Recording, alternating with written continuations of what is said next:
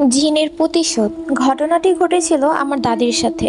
আমার দাদা ছিলেন একজন ওঝা টাইপের লোক। তিনি জিন তাড়াতে পারতেন। তিনি যখনই জিন তাড়াতে বাড়ির বাইরে যেতেন, তখনই তিনি শক্ত করে বাড়ি বন্ধক দিয়ে যেতেন, এবং সেই দিনটা আমাদের বাড়ি থেকে বের হওয়াটা পুরোই নিষেধ ছিল। তো একদিন দাদা খুব তাড়াহুড়ো করে জিন তাড়াতে রওনা হলেন। সেদিন তিনি বাড়ি বন্ধক দিতে ভুলে যান। তিনি যেই বাসায় জিন তাড়াতে গিয়েছিলেন, সেই বাসায় পৌঁছাতে পৌঁছাতে তার প্রায় 8টা 9টা বেজে যায়। তিনি অনেক সাধনা করে একসময় জিনটাকে পরাজিত করেন, এবং জিনটা যাকে ভর করেছিল তার দেহ থেকে জিনটাকে ছাড়িয়ে দেন। জিনটাকে ছাড়িয়ে দিতেই সেটা হুঙ্কার করে বলে উঠে, আমি গেলাম তোর বাড়িতে। তো দাদা উত্তর দিলেন, যা, তুই যা পারিস তাই কর।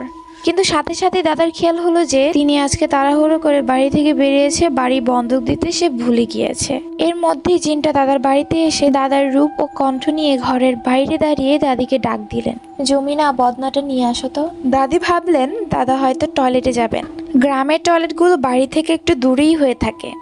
দাদি পানি নিয়ে বের হয়ে দাদাকে পানি দিল। দাদিও দাদার পেছন পেছন কিছুটা দূরে গেল, কিন্তু দাদি খেয়াল করলেন যে দাদা টয়লেটের দিকে না গিয়ে বাগানের দিকে চলে যাচ্ছে। দাদির সাথে সাথে বুঝতে পারলেন যে এটা দাদা নয়, তাই তিনি দ্রুত ঘরের দিকে চলে আসতে লাগলেন। হঠাৎই একটা দমকা বাতাসে দাদির হাতের কুপিটা নিভে গেল। তিনি দৌড়ে গেলেন ঘরের দিকে, কিন্তু জিনটা একটানে দাদিকে উঠানের পাশ থেকে তুলে নিয়ে বাড়ির পাশে পুকুরে ফেলে দিল এবং চুপাতে শুরু করলো।